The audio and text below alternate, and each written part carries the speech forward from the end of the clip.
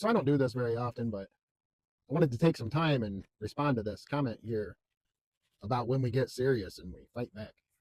Oh, people, you know, since January, they've been doing what they think is fighting back. I went to a protest.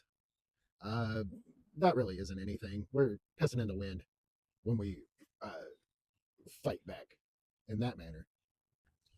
But you included the word serious here, and I'd like to get a little serious and talk about actually fighting back, really fighting back, hitting them where it hurts. So far, in the year 2025, just this far, it's May, the top movies this year, and we haven't hit the summer yet, but the top movies this year have made roughly $1 billion. That's just in the US. 1 billion. Later on in the year, we're going to spend 11 and a half, $12 billion on Halloween between the costumes and the candy.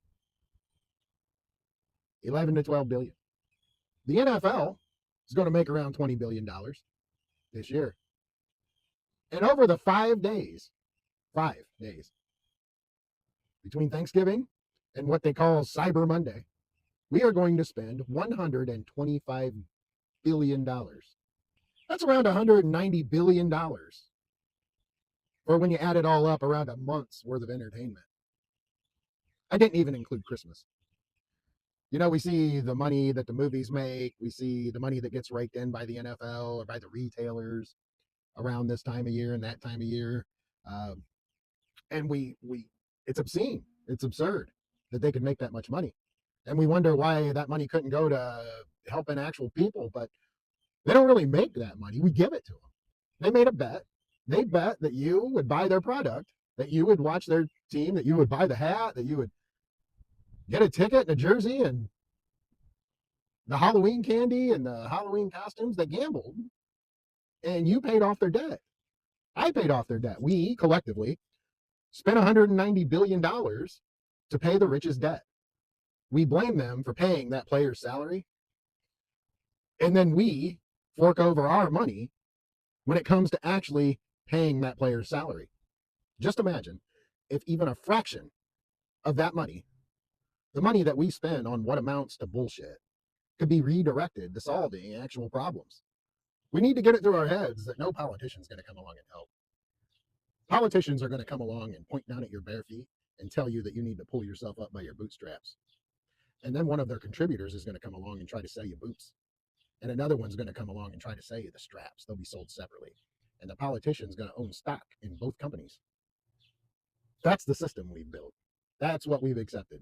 Your wallet, my wallet, our wallets, our bank accounts, our personal wealth. It's no different than a mine in the middle of Africa. They're going in and they're extracting the wealth and they're hoarding it. Did you know that France has a very large storage of gold, maybe top 10 in the world? Did you also know that there isn't a single gold mine in the entire country of France? Where'd that come from? I used to work with a man from Africa. His name was Benoit. Where do you think old Benoit got that name from? Right, you think his family in the middle of Nigeria just decided to give him that French name? Right, he's got like an accent, like a French accent. Where do you think that came from? Right? Why do you think he's got that? Anyway, our bank accounts are being colonized by the wealthy. Not by force. It's our own choice. We decide to do this. We allow it to happen for a few moments of fleeting pleasure. Okay? Hey, how about we start building a reality that we don't feel the need to try to escape from? Don't go too crazy. Think small at first. Get 10 friends. Each of your friends kicks in $20. That is a third of the cost of a night out, maybe a quarter. That's a few of these for me. I love them. They're delicious. Okay? The Mean Bean, Monster Java, woo, love them. It's a few of these. But if you had 10 people that each kicked in $20 a week, well, that's $200 a week, huh? And then each of you kicks in $20, and then someone gets the 200. And you can take that and spend it at a local small business. Just pick one, a specific one that you've anointed the winner of this $200 that you've all collected. That'd make a big difference there, huh? Everyone takes their turn until everyone gets it, and then it starts over. Pull the names out of a hat, whatever it takes.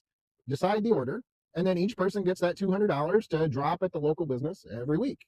And then it just keeps, it starts over. Scale it up. We each spend around $3,000 a year on entertainment, right? That's around $60 a week. Throw the $60 a week in. And now you've got $600 every week that someone gets to drop at a local business or to pay their electric bill. Scale it up from there. If 100 people were doing that, and I counted the houses, my street and two others right here in my neighborhood is over 100 houses. 100 people throwing in their $60 a week that they'd spend on entertainment. Ooh, now you got a lot more money. It's a lot more time before each person in the rotation gets it. But you're getting handed $6,000. You could pay your mortgage for 6 months with it. You could pay off debt. There's all sorts of things you could do with a lump sum of $6,000. Buy them. Just there you go. If each person kicked in more money, you could, in the end, you could buy every house on your block or pay the mortgage off of it. Throw some more years on that, you could start fitting each house on your block with solar panels, and they would be out from under the electric company. This is going to require a great deal of trust. Otherwise, it would just be another thing that gets exploited and taken advantage of, just like every system we have now. So we're going to have to break some cycles there too. There's a reason that every dude out there has been groomed to be a tough guy and a badass, and a reason why every woman out there has been groomed to be a boss babe and catty. They don't want us to get along with each other. And you're going to have to. We're going to have to start, because we're going to get crushed otherwise. They are hollowing out every system, every program that we have right now. They've been doing it for a long time. Every dollar we spend is a vote for the kind of world we want to live in. I guess that's the answer to your question, how we fight back. What kind of world do you want to live in? One where we pay off the debts of the rich and make them more and more powerful with our dollars? Or one where we invest in our community, our people? We could get people off the streets this way. You could scale this out. It could be citywide, it could be statewide, it could be countrywide, it could be international. We could do this.